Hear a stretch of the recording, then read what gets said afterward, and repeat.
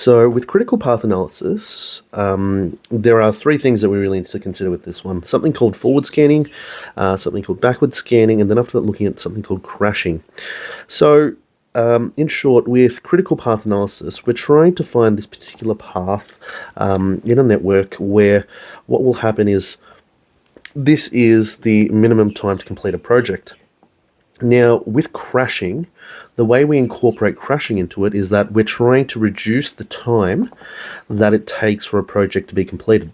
So, for example, if you look at this question right here, we can see that the critical path is DE, and the minimum time that it takes to complete this task will be 13, whatever it is, 13 hours. Okay, now with 13 hours, the other side, the latest start time will be 10, which means that if we go 2 plus 4, 6 plus 3, in this case, we don't need to, we've got a bit of slack in that particular top pathway. So if we were going to crash, we would need to look at what conditions are allowed. Now it says shortening the completion time of any project can result in an extra cost, but the conditions will be given to you about what projects you can crash. Now it says here you can reduce activity by 1 hour for $150, or you can choose to reduce activity E by $180. In this case, if we were going to make a judgment about which one to crash, obviously our eyes are drawn to the fact that activity D is going to be cheaper per hour that we decrease. The question is, how much do we decrease it by, and to what effect will it have on the final cost?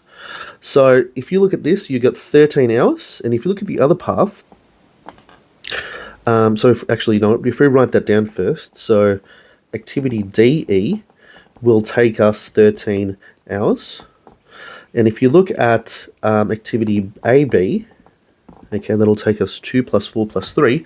That'll take us 9 hours. So there's essentially 4 hours there that we can reduce. And if we were going to choose to reduce or crash a particular project, obviously D would be the most economical, because if we can take off 4 hours, so if we reduce that down to 2 hours by reducing the activity time by 4 hours, you can see that this now becomes a 9-hour project, and we end up with 2 critical paths. Now, with 2 critical paths, okay, if we reduce E anymore, or if we reduce D anymore, this no longer becomes the critical path, and AB now becomes a critical path, which means that we need to be selective with which paths we crash. But before we look at crashing into a further detail, there's a couple more questions here. Let's look at an example. So this is taken from the 2013 Further Maths Exam 1. The graph above shows 5 activities, A, B, C, D, that must be completed to finish a project. The number next to each letter shows completion time. Each of the 5 activities has a completion time that can be reduced by a maximum of 1 hour. So it can be crashed by 1 hour for a cost of $100 per hour. So the least cost to achieve the greatest reduction in the time taken of the project is what? So if we do a bit of analysis for this one, let's do forward scanning. So for this particular path, we get 0, 0, or 0. For this one, the earliest start time is 4, and we don't know the remainder, so we're going to say 3 for this one. And now if we look at the path, the earliest start time for E, so if we go along the bottom, it's 10. If we go along the top, it's 9. So we're going to say 10 for this one. And the earliest finish time in this case will be 24, because 10 plus 14 is 24. And if we go backwards, we go 24 minus 14 is 10. 10 minus 5 at the top is 5. And 10 minus 7 is 3, and we get 3 minus 3 is 0. So we can see that this path here is the critical path. But since we're looking at crashing, what we need to do is we need to have a look at each individual path and see how that affects the actual critical path when we crash. So what I'd advise you do is actually write down the critical path first. So B, D, E, this particular path will take 24 hours.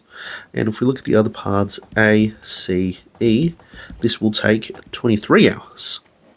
Okay, so this criteria says you can reduce each activity by a maximum of 1 hour. So what we're going to do is we're going to keep like a mental checklist here. We're going to keep A, B, C, D, E as a checklist. Now, you'll notice both E is on both paths. So it's actually quite economical in this sense to crash E. So if we crash E, right, we're going to reduce the total project by 1 hour. So now the project will now take 23 hours and this will take 22 hours. So now that we've already counted for E, let's look at the other ones. We'll look at D, C, B, and A. Now if we crash, the whole point of crashing as well is to reduce the minimum finish time. So in this case, we want to reduce things that are on the critical path. So if we reduce, say, D, okay, D will eliminate 1 hour on this path here. So now this now takes 22 hours. Now if this takes 22 hours, we've got two critical paths now from this situation. So now we've got that and that taking 22 hours. So A, B, and C, we've got to make another judgment. They're allowing us to take more off these activities. So let's take B out. So if we take B out, this now becomes 21. Now we've got to be careful with this because now ACE becomes the new critical path. So we're not really reducing the finish time. So we're going to take off A in this case. We could have taken off C, but just to show you, from this point, we've crashed 4 projects, A, B, D, and E. We could have crashed C, doesn't really matter in this case, because what you'll find is that we crashed 4 projects, and since each project is worth $100, okay, the reduction will cost $400. We don't want to reduce C because it becomes redundant and it doesn't reduce the critical path. All right, this second question is from 2017, exam 2. The ride of the theme parks are set up as following. And you can see there's a directed network below. So just to save you time, I'm going to go through and just state what the earliest and latest start times are for each of these, because it's not the focus of this particular video.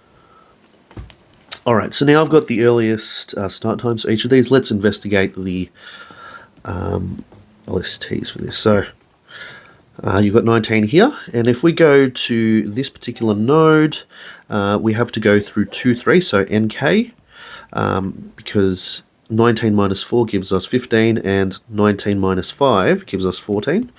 In this case, if we go 14 minus 3, that gives us 11 up here, and then from 11 minus 3, you get 8, so we're just going to keep that in the back of our head there. All right, let's go through the other paths. So 19 minus 6 is 13, but if we go 19 minus 2, which is 17 minus 5, we get 12. 12 take away 2 in this case is 10, and 10 take away 8 is 2. If we go to the other parts, we go 12 take away 5, which is 12 take away 5 is, oh no, we don't need to do 12 take away 5. We'll to find the end of activity G, we go 19 take away 17, which is 19 take away 2, which is 17, and then 17 take away 3 gives us 14 here, but we're going to just keep that just in case. We can take this out. 17 take away 9 gives us 8 up here, and if we go 17 take away 3, in this case, no, we want to take the lowest time. Is there another lowest time? So 12 take away 2 is 10 over here. And so at this point, we've actually worked out all the latest paths. So let's find the critical path. And the critical path I can see is this, this, this, and this. And in fact, in the question, let's actually answer the question. Write down the predecessors of activity I. So in this case, I has two predecessors, which is D, and in this case, E. Okay, because even though it's a dummy variable, it's an activity that needs to finish before I starts. So it does say here what the critical path is AEJLN. So AEJLN, the thing that we worked out on our own. And there is another critical path that exists on here, and it'll involve the dummy path. So I'll just draw in dotted lines.